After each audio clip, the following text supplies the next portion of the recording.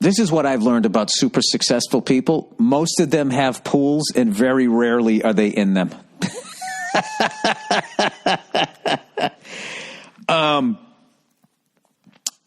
The geniuses in the world somehow have that balance of money and free time.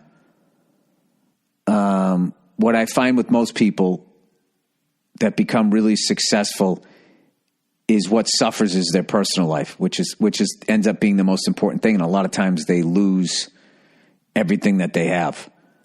And then they just have this fucking thing that they built. So, I'm off this whole fucking painter stupid shit. I know that guy was probably just fucking around anyways, but like that is the thing, like there's a few people in this business that I really admire that figured out how to do it. The first two that I think is Dave Chappelle and Joe Rogan. They figured out how to be super successful and also still like have their life is still theirs. Where with this business that I'm in, you spend your whole fucking time trying to get in, driving by the studios. It's right there, and there's this giant wall, and you're trying to do I go through the gate? Do I climb over? Do I tunnel under? How the fuck? And then you get in there, and what you thought it was going to be and what the fuck it really is, like, this is what I've learned in my business is writers, editors, and directors. Like, my job as the performer is way fucking easier than that. I've done writing on F is for Family, and I just wrote a fucking script. That shit is a fucking nightmare. Fucking nightmare.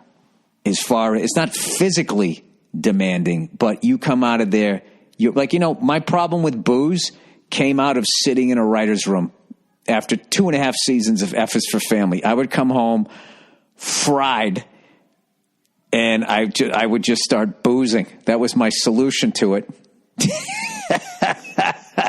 I don't know. This probably all just sounds like, this is all fucking easy and blah, blah, blah. Writing a script that would be fun. I'll tell you this. That's what I thought. And I have a ridiculous amount of respect for writers and editors. Going to sit there and go through your 58 fucking takes of each setup, trying to figure out what's the best one that then matches the other person's in the scene. 58 takes. Forget about the dinner scene when there's fucking 10 fucking actors there. You can fucking have that job. I'll go back. I would go back to fucking warehousing before I would fucking sit and even attempt to fucking the mental energy it takes to fucking do that shit. So, all right. So that's the end of the painter shit. I was just breaking balls. So you guys pick another fucking job. I'm going to shit all over it. And then hopefully somebody else is going to get their panties in a fucking bunch and take that shit seriously. Like this guy here, he goes, Netflix money rant. Dear Bill, fuck you, you fucking cunt Burr. Please don't ever refer to yourself as a political lefty again. Why? Because you said so? In your tirade against the painter that mentioned your Netflix money. Now, here's the great thing here. Okay? I never talked about the painter's money. Okay? You don't talk about another man's money. You just don't do that. Okay? He crossed that fucking line. But here's the deal. Because I'm making more than the average fucking painter, all of a sudden it becomes a tirade and I'm the bad guy, right? He said, you said I earned every fucking dime and I've ever earned in this business. Yeah, that is the truth. My ship came in and go fuck yourself. I have Netflix money and I'm not giving you a drop of it. Yeah. And that did not exist in a vacuum. That guy brought that out of me, and you're going to ignore all that. So here we go. Yes, you worked hard for it. Oh, thank you. Thank you for telling me what I already know. And you earned it. And I'm in complete agreement with your off-the-rails, unhinged, bald-headed rant. It wasn't off the rails. It was totally warranted. But damn, you sounded like a Republican to me. Oh, all right. Now, from here on out, this has nothing to do with me. This has to do with what goes on in between this guy's ears. Listen to this ridiculous comparison. You berate the air quote greedy bankers. Evidently, they're not greedy. And corporations constantly. Who are the bankers? People like you and me. Who are the corporations? People like you and me. They're not like me. I don't know what you do. Okay, I don't go out and fucking, inflate the economy and then take everybody's fucking retirement away telling my jokes.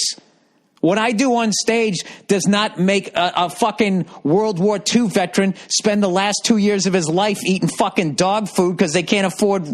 What I do does not make people upside down in their fucking house and take their American dream away from them. The fuck are you talking about? I don't pollute the water supply. I don't create a nationwide drug epidemic by inventing synthetic heroin. Is that what you're suggesting? He goes, why don't you berate the 8 out of 10 Americans that live paycheck to paycheck because they have the newest iPhone, their Disney Pass, their booze cruise vacations, their new car, etc.? I have. I've actually done that during this pandemic where I've said that now that you see that the government can't fucking help you, please tell me that you're going to save fucking money. You have to save fucking money because at the end of the day, nobody's going to help you. You're on your fucking own. I have talked about that. Anyways, their new car, etc. How about berating people that constantly live above their means, max out their credit cards? This is shit I've talked about for years on the podcast, sir.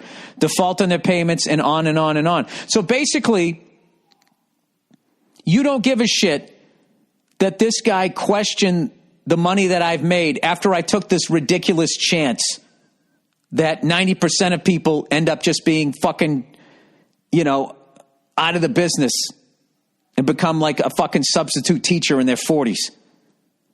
All right? Fuck all of that. None of that shit counts. This guy brought up my money, which I would never bring up anybody's fucking money.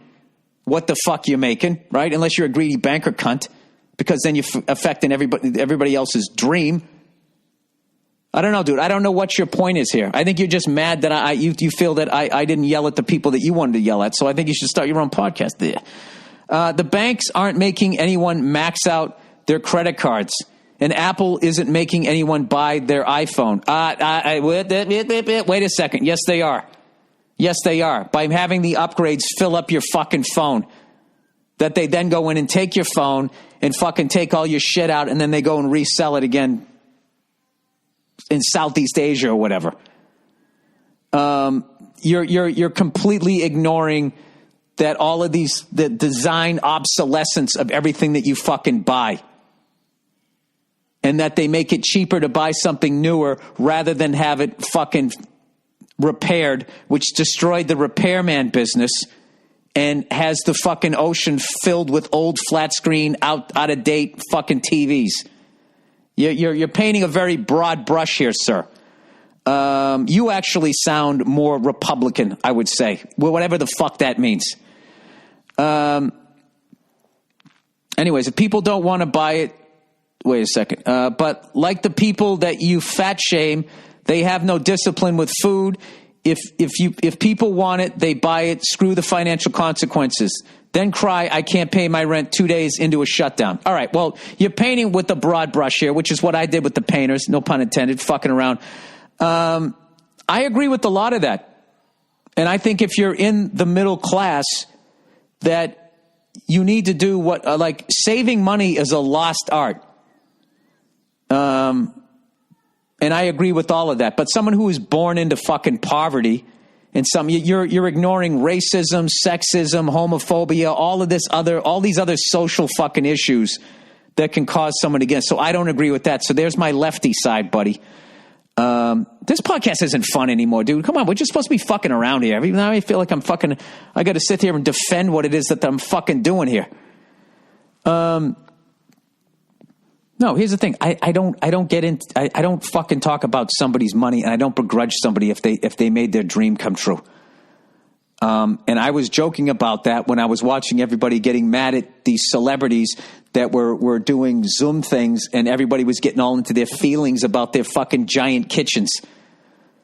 Acting as though that if that actor or movie star or whatever, if their dream didn't come true, that they would have come to their rescue and helped them out, which you wouldn't have. So I don't know what the fucking problem is.